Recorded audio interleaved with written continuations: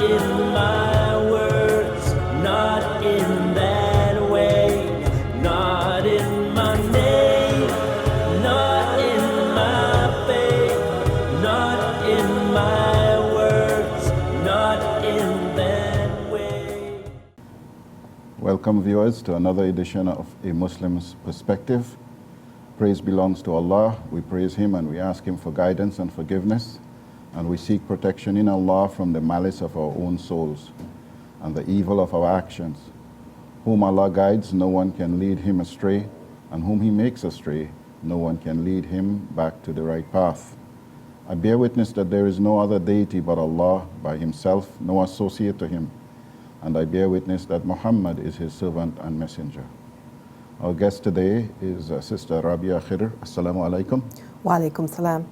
It's our pleasure to have Sister Rabia with us. A brief bio of her. Rabia is dedicated to equity and justice for persons with disabilities, women and diverse communities. She is the National Director of Disability Without Poverty and CEO of Deen Support Services. A founder of Race and Disability Canada, she is also a board member of Muslim Council of Peel and the Federation of Muslim Women. Rabia serves as a member of the Ministers' Disability Advisory Group, recently served as a director on the board of Accessibility Standards Canada, and previously served as a commissioner for the Ontario Human Rights Commission. She is a motivational speaker and a documentary commentator. Rabia has campaigned in municipal elections to serve as a city councillor in Mississauga. Rabia has received numerous awards for her humanitarian services, including a Queen Elizabeth II Diamond Jubilee Medal and Max Woman of the Year. Rabia holds a Bachelor of Arts, University of Toronto, and a Master of Arts, York University. She is married, a mother of 4 young adults, has siblings with disabilities, and is blind. Viewers, last Friday, the 3rd of December, was the United Nations International Day of Persons with Disabilities. Since its proclamation in 1992, an annual theme was pronounced. The theme for this year is Leadership and Participation of Persons with Disabilities towards an inclusive, accessible, and sustainable post-COVID-19 world. The UN indicates that of the 1 billion persons with disabilities, 80% live in the developing world. 46% are aged 60 plus.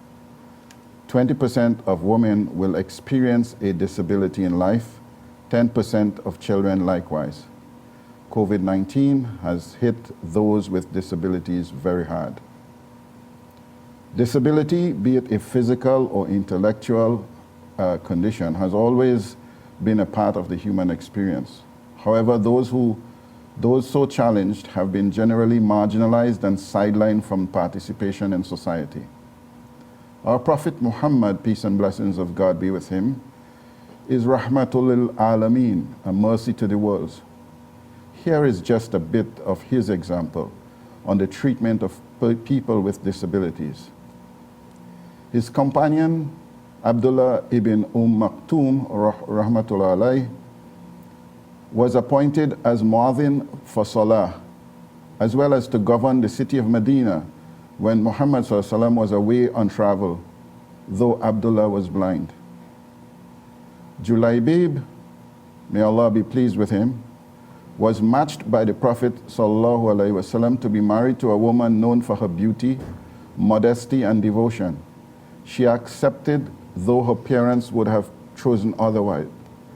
Julaybib was of unusually short stature and was also described as physically unattractive. 3. It is reported that a woman indicated a need to speak to the Prophet ﷺ. He ﷺ made himself available to her to listen to her needs at a time and place convenient to her. The reports indicated that she was a special needs person. 4. His companion, Abdullah ibn Masud, may Allah be pleased with him, climbed a tree. And some of those witnessing this started laughing upon noticing his thin legs.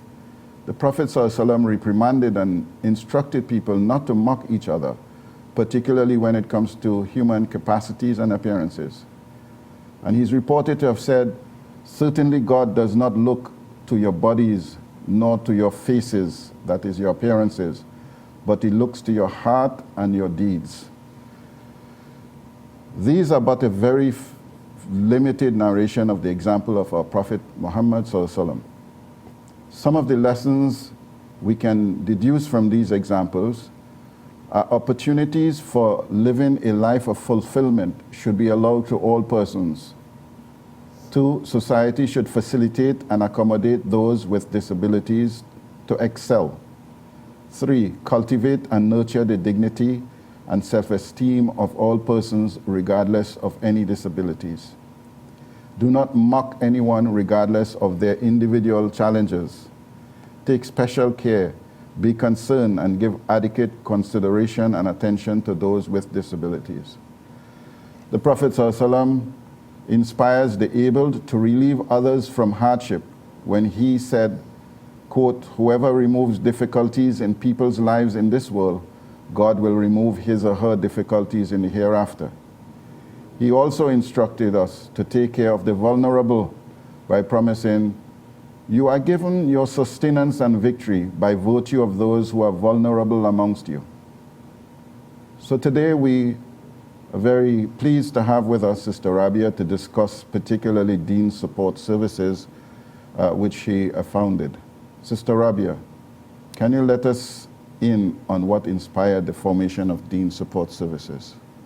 Well, for me, I've grown up with a disability and lived in a household where my siblings had disabilities. So, you know, my thing was growing up, I have enough of it personally, I'm not going to make a profession out of it. Lo and behold, you know, I found myself involved in little activities to raise awareness and, you know, to advocate and stuff in my school years. Upon leaving school, when I was looking for work, I had gotten married, I just had a child, you know, my contract in, you know, career in human resources kind of ended, and I was looking for something, and a job popped up. That job was with an agency doing some outreach and education around vision loss. And meanwhile, I had also connected with some other individuals with disabilities who became my mentors, like Sister Rafia Hanif Cleophas, who has a physical disability, and Sister Omaya Raki, who also has a physical disability, and Brother Ali Muhammad, who, you know, all 3 of these individuals have physical disabilities from our community, from diverse backgrounds. And we, you know, connected through another organization, and then we realized that there was a lot of work to be done within our own community. And we began the conversation through Canadian Association of Muslims with Disabilities. We established the organization, we did research, we gathered people's stories, we launched our Toward an Inclusive Ummah report, and then over time, as we engaged with the community, as we worked to raise awareness, as we introduced our disability khutbah campaign in 2009, we realized that we needed to deliver services, that our community institutions weren't equipped to do it on their own, that we actually needed to establish an organization to do the very thing of service delivery, to address gaps in services for Muslim families and individuals living with disabilities. And hence, Deen Support Services was formed in 2012 and attained charitable status in 2013 and began its operations. So prior to Deen Support Services being in place, how would a member of our faith community access needed service, or will they have obtained services at all? There were no services. So we, like CAMD, Canadian Association of Muslims with Disabilities, started the disability conversation in our community in 2004 and launched its report in 2007, hoping to inspire more services, but really not much was being done. There were no supports and services that met the unique needs of Muslims with disabilities. SubhanAllah. So what are the purposes and the scope of Deen Support Services? Well, we provide, again, culturally and spiritually responsive service. So we operate from a basic Islamic framework. We're not a propagation organization. We don't do dawah in any regard or active spiritual teaching in any regard. What we do is we support people with disabilities in meeting their cultural and spiritual goals and their lifestyle needs. So we operate a day program for people with intellectual disabilities who, once leaving the school system, have nothing, have nowhere to go, nothing to do, have very limited opportunities, there are wait lists, and oftentimes the services and supports that are available to them don't look at their needs. So when I say we operate from an Islamic framework, I'm saying we look to have gender-specific care, so we have male and female staff. We provide halal food. We celebrate traditions and celebrations that are important to the people we support within our environment. And those are missing in mainstream services often. And there are huge wait lists nevertheless. So for example, when you take someone who comes in for the day programs, what sort of a specific program will be there for them? Well, again, we assess the individual's needs based on the barriers they face as a result of their disability. So we support people who have Down syndrome, who have autism, who have global developmental delay. We look at the skills that they have and the needs that they have, and we work with them and the family to identify the support they need to develop daily living skills and maintain the skills that they've learned over the years in their daily living. So basic life skills, you know, if their skills are about self-grooming and personal care, about cooking and preparing food and being able to serve food, you know, doing household chores like dishes and laundry, learning basic literacy skills to be able to, you know, manage money and buy things, be able to grocery shop. We work to teach them skills so they can be as independent as possible, so they can reach their full potential. So that's one group of individuals we support. We also run a lot of peer support programming for people with physical disabilities, for people with vision loss, through virtual opportunities primarily, and sometimes in-person opportunities. There's a lot of power in people learning from each other to overcome their disability-related barriers. Certainly is. So am I to take it then, therefore, that you would analyze each individual in terms of their specific needs and then design a program around those needs for that particular person? Yes, yes. That's phenomenal. So we do, you know, COVID has changed how we deliver programming, but typically we would have a day program. It would be in a group environment, but everybody would have individual goals and we would work toward those individual goals. We would be one big family sitting down for lunch together, and some people would have prepared that lunch, some people would have cooked it, some people would have helped set the table, some people would help clean up, and others would simply enjoy the meal with their smile and would have some help in even eating the food. Today, because of COVID, some of our programming is one-to-one. A lot of it, in fact, is one-to-one. Some of it is virtual, and we're slowly beginning to have in-person programming on-site one-to-one, and are looking forward to resuming limited group programming. So when you say some people prepare this and some people do that, is it that you're saying that those with who are challenged, the clients themselves, would be doing those activities rather than some abled person? They are supported in doing those activities, yes.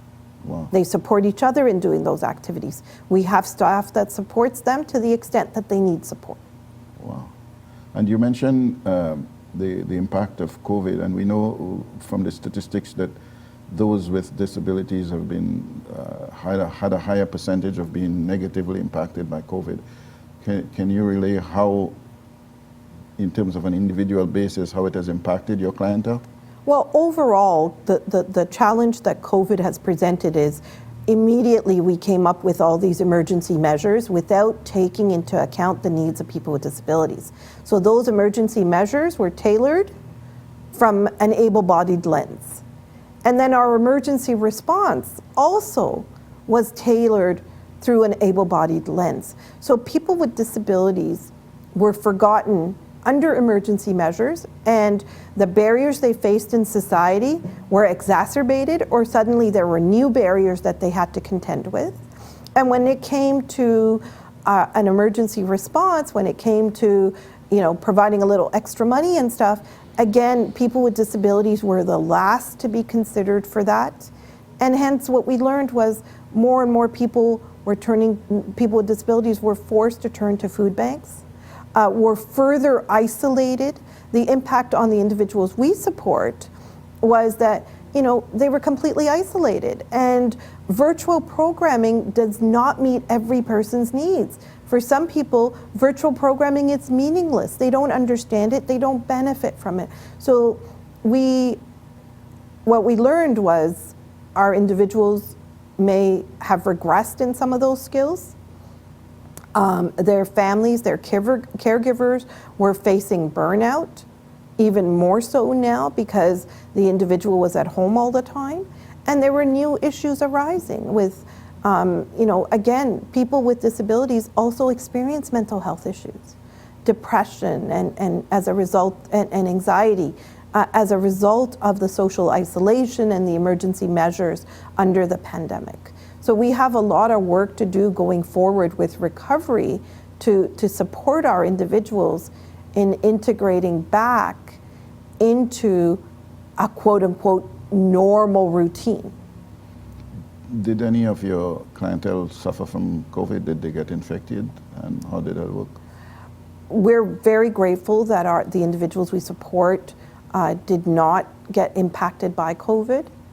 Although we did know of others out of our donors and stuff. One of our greatest champions and donors was one of the first people in the community to pass away of COVID, Brother Hussein Bayat, who we remember fondly for his support and advocacy for our cause. SubhanAllah. May Allah bless him. And in terms of the functional skills that are taught in these programs, have the caregivers been able to give you feedback in terms of its effectiveness? Oh, definitely. Our families are very appreciative of discovering the abilities of their children with disabilities. There were skills and abilities that they didn't discover even when their children were going through the school system up to age 21. And they found that, being amongst peers, learning from each other, doing hands-on things, that they really benefited a lot more, and they see the benefit. We're so blessed. We get so many dawahs from many of the parents that we support because they know that they are entrusting something that is near and dear to them, their most valuable purpose in life, their child, to us, and that we are honoring that amana, that trust that they have in us, in providing the best of support that we can for their vulnerable family members, and that they're actually seeing a benefit. Their family members are happy, have friends, are excited about activities that are going on at our center and things that they can participate in. They feel a part of a community. So you're saying that some of these folks basically have had hidden talents that because of their condition people ignored or didn't seek to develop, but because of the support of Deen support services, those hidden talents were able to be cultivated, and that their experience as human beings was able to be broadened? Absolutely. Some of our parents didn't think that their children could stand on stage and sing a nasheed or recite or be a part of a performance. And when we started to do our Dean's Got Talent show, parents were overwhelmed with joy, seeing their children on stage, seeing their children perform. And you know, the joy and smiles that they were seeing on their children's faces were like just absolutely rewarding to everybody involved. MashaAllah. And of course, the child or the young adult feels so much more fulfilled. Absolutely. It does wonders for their self-esteem. You know, everybody has an ego, every human being, with or without a disability. A lot of times we think individuals who are nonverbal or, you know, have significant disabilities, that they don't have hopes and dreams and aspirations and you know, have ego and pride. They do. They want to be recognized. They want to be rewarded. They want to be celebrated. They want to show off. They want to show what they can do, you know, and they want to have fun. They want to have friends. So when we have them up on stage, for example, a part of a nasheed with Brother Nadir Khan, who's been working with our group, teaching them the duf and teaching them some nasheeds, they feel so good about just being a part of that experience, even if they can't vocalize. Yeah, I recall actually being in the audience for one of your programs, and there was even a skit, yes, which was done, mashallah, and the kids were so, you know, you can see that their confidence in what they do. Absolutely, and we've seen that confidence grow year over year. And this is our small way of teaching them stories that they grew up with, you know, teaching them traditions that they grew up with through small little skits and storytelling activities. These are things that are familiar to them, sounds that are familiar to them. So we want to make sure that they have a lifetime of that doesn't suddenly get taken away from them when, you know, their caregivers, their mothers, their fathers leave this earth. That there should be a continuity of care, of quality, and lived experience of culture and deen that carries on in their daily living routines when they do end up needing full-time care even. So our biggest goal is to be able to establish residential homes that cater to Muslim lifestyles for our individuals that we support when their parents pass away. Yeah, because I know that's a tremendous worry. I have a friend in my home country, Trinidad, who also has a son in his 30s who has Down syndrome. And I remember that coming up very early in the conversation after the child was born, you know, the responsibility you feel for after their passing, for the care for that child, and they have to make special arrangements because there's no institutional support such as Deen Support Services or its goals and objectives of forming residential schools in that part of the world. Well, a residential home to us, like the way the system is set up right now in Ontario, is if there's a free bed, they'll give it to you. So the spot chooses the individual. We want to give families and individuals choice of whom they wish to live with. So that's why it's really, really important that we work together as a community, as community organizations, to really plan and organize appropriate services so that, you know, people can live together if they share a language, if they share a cultural experience, even if they share a denomination. Like, you know, people should have those choices of who they want to live with. They shouldn't be forced to live together just because they have a disability. Let's just step back, and we have a minute before our next break. You touched on the building of self-esteem and the confidence that it builds in the clients. Do you find as well that they become also from risk averse to a willingness to try things which they thought they weren't capable of? Absolutely.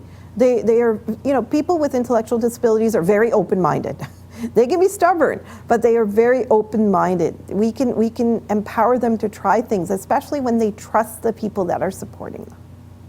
Yeah, so they go from risk averse to basically some risk taking and challenge themselves to reach new heights. Yes, absolutely. MashaAllah. So we'll take a break now, a short break, and then we shall continue more about Deen-supported services. We'll be right back, viewers.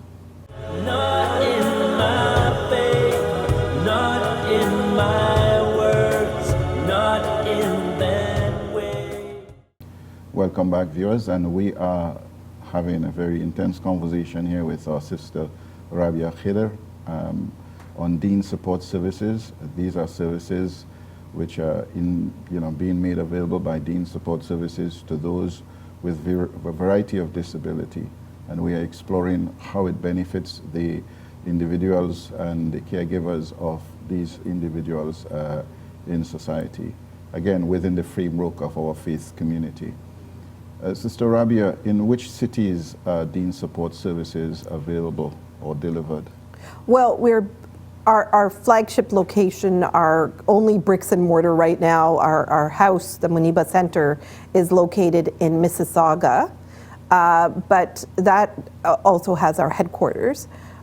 We end up serving everybody in the GTA through that center in different ways. Some people come on site, and others in satellite locations pre-pandemic. Like we also ran a program in Scarborough out of IIT, and once we fully open up, we hope to resume that program. We also ran on-site services in Ottawa, which we hope to resume once we are fully cleared of the pandemic. We operate virtual programming now that people from anywhere in the country can connect to. In some cases, there are people connecting to us internationally. So our day program right now serves people living in Mississauga and Brampton primarily, and in some cases also Oakville. That's in terms of being able to access the physical location. Yes. It's just those neighborhoods which are in close proximity. Yes, driving distance. Yeah, inshallah. And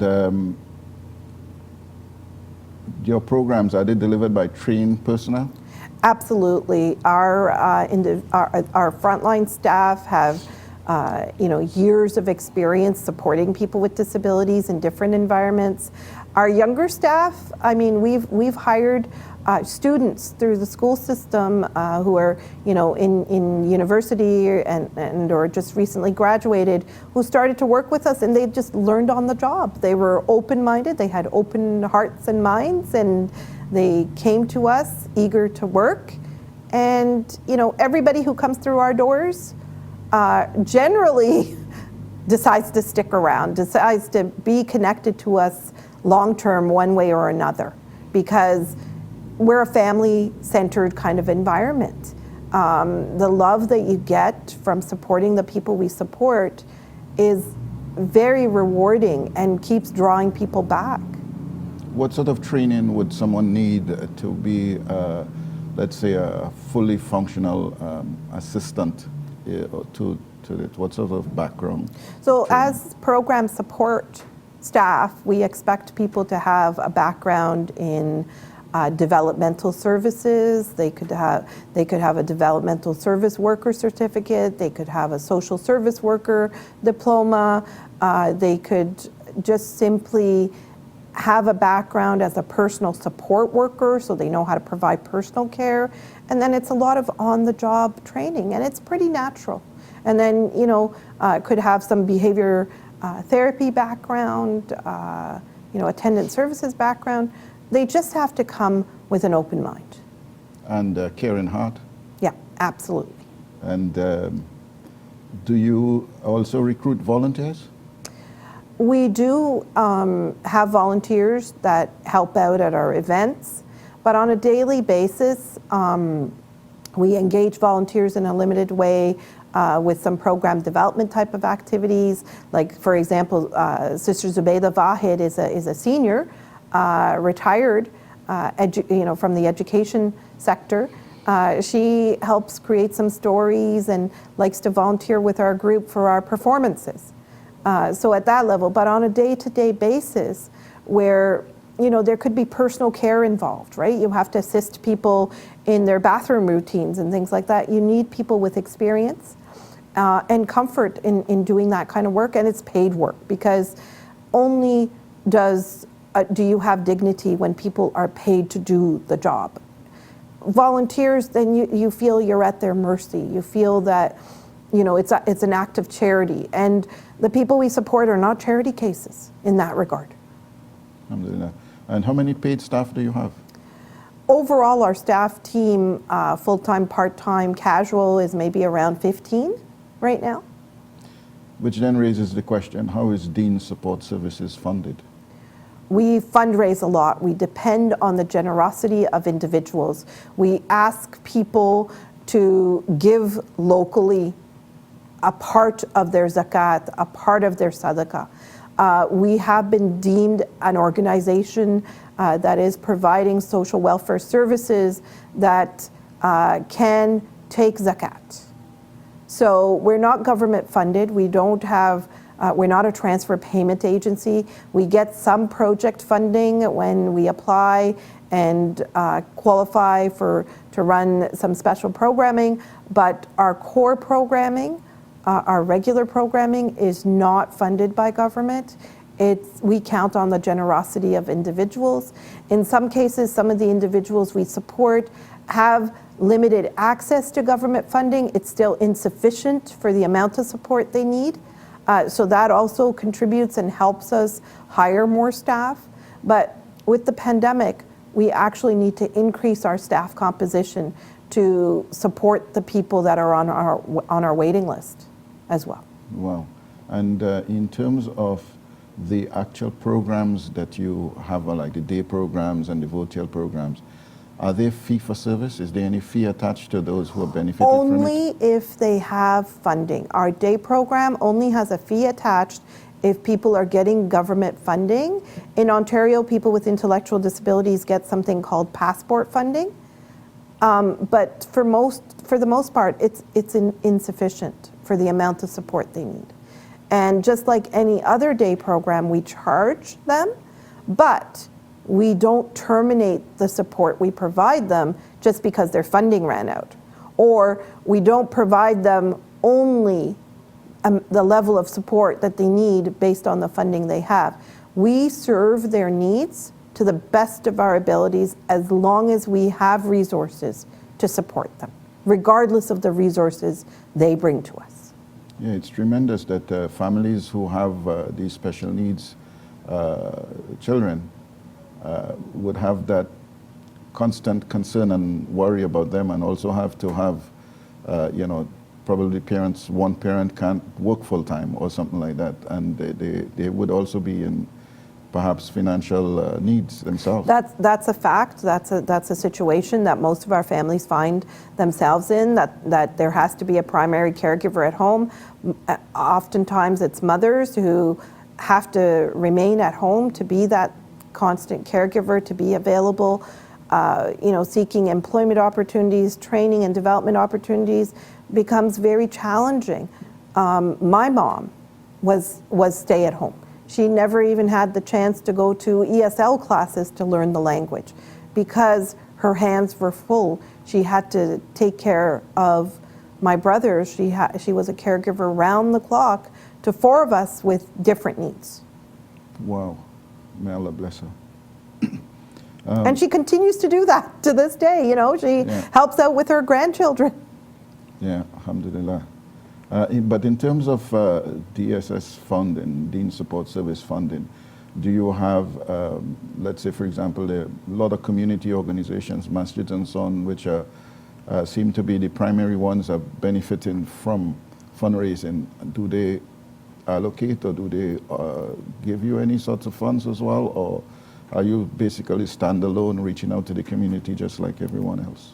We have some very solid relationships with some mosques who are regular donors to us, like say the Khadija Center, Tariq Center, the IIT, Islamic Institute of Toronto. They're consistent supporters of ours.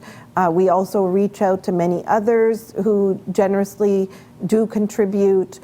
We are reaching out for partnerships with organizations like ISNA and ICNA and MAC so that we can have stable funding. Human Concern International has stepped up to support us, and we're really grateful for their support. We have a lot more relationship building work to do with mosques. I think that, there are mosques out there, we keep hearing that they have, donations that they cannot put into the mosque, that they have to expense, and oftentimes they end up pushing all those funds back home for other projects rather than investing them in our local needs. And we need people to realize that government does not fund everything, that we are a large community now. We are multi-generational now here in Canada, and we have vast needs that need to be addressed, and there are service gaps, and we need to fill those gaps. We need to step up to the plate and do our part in serving our community's needs and the needs of the society as a whole. This is a duty and an obligation upon us. So we have to look at how we give our charitable resources. We have to invest our charitable resources in our own backyard in order to support our community, our neighbors, our friends. And that's a valid plea, and one which I endorse. If there is any viewer who would like to donate to you, is there a website that they can go to, or what's your procedure? We are a registered charity, which means we issue tax receipts. We take e-transfers. We take online donations through Canada Helps. We can take checks. Any which way that people want to give, we will make it as easy as possible. They can simply go to our website, which is www.deensupportservices.ca, and Deen is D-E-E-N, supportservices.ca. They can call us and we'll make arrangements for any type of donations. We appreciate any and all support that we can get. We have a big dream. We want to establish a home in Scarborough, the Deen, what we're calling the Noor Villa. This will be our first respite and residential home that will also have day services. It's a big project. It's a $4 million project. I think we can do it when we can build multi-million-dollar mosques and multi-million-dollar Islamic schools. We also owe it to our brothers and sisters with disabilities to establish a model that will serve so many people, and that will serve as a model in the Western Hemisphere of services for people with disabilities. I just want to remark, if you'd allow me, the shared determination and the advocacy which comes from those folks like yourself who have been fighting the struggle, trying to get their voices heard in the wider community. And it's tremendous that left on its own, it seems that people with disabilities will be left unseen, unheard in their corners and isolated in their homes. And may Allah accept everything that you've done to put a voice to this need and to advocate on behalf of those who have disability, whether physical or intellectual. I mean, it's sheer grit and determination that you are representing this community so beautifully, mashallah. Alhamdulillah, Allah subhanahu wa ta'ala puts an obstacle in your way and you have to turn it into an opportunity. That's what I believe. And, I sort of joke about this, but it's a fact for me.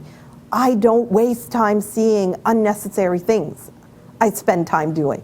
So, I'm not constantly looking at how people are dressed, what they look like, are they wearing a hijab or a niqab or not, what their style is, what colors they're, flashing around, or brands.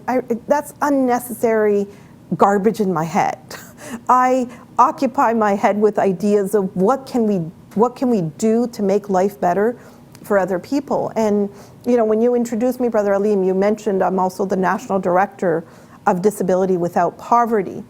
And, you know, my purpose is to make change. I thrive on being a systems disruptor and a social entrepreneur, trying to create a better tomorrow for everybody. And, you know, through my work with Disability Without Poverty, what we're focusing on is advocating on a promise that government made as they started to realize the predicament that people with disabilities are in, that people with disabilities living in poverty have been further marginalized during the pandemic.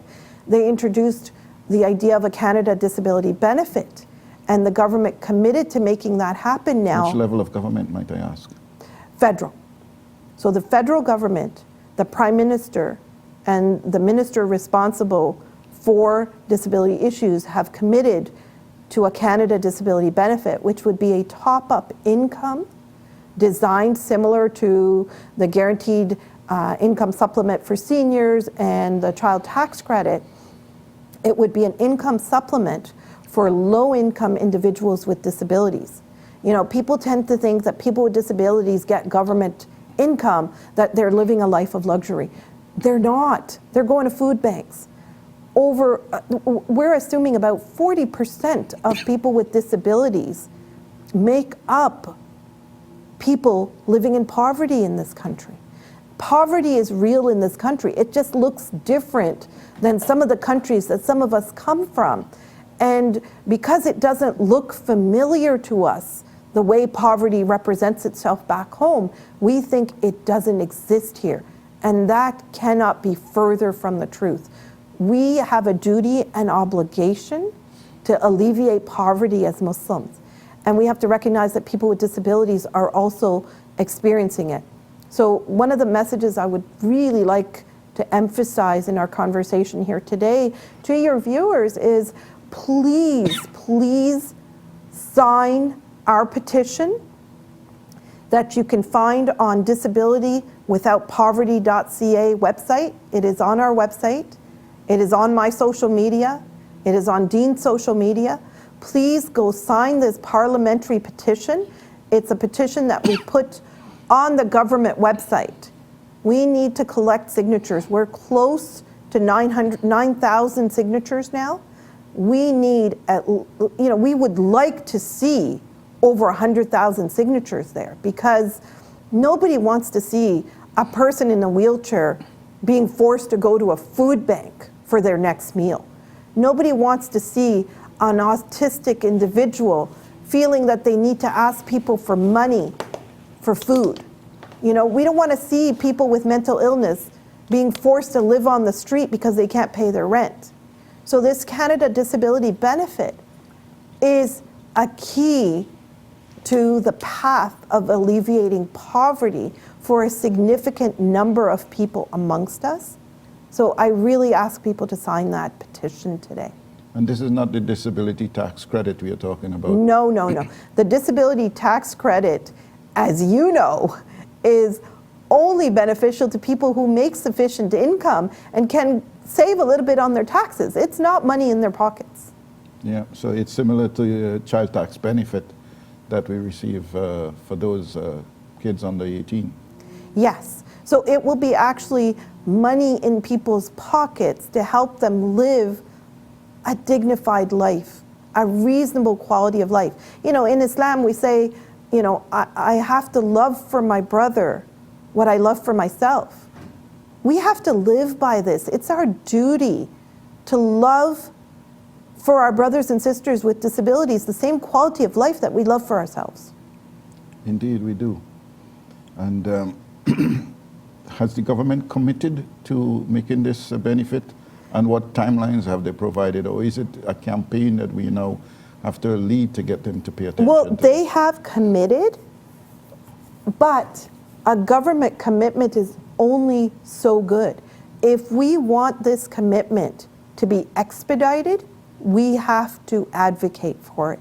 If we want the benefit not to just be a Band-Aid, a token, a minimalist promise, we have to be involved from design to implementation as people with disabilities, because we know our needs best. We know our peers' needs best.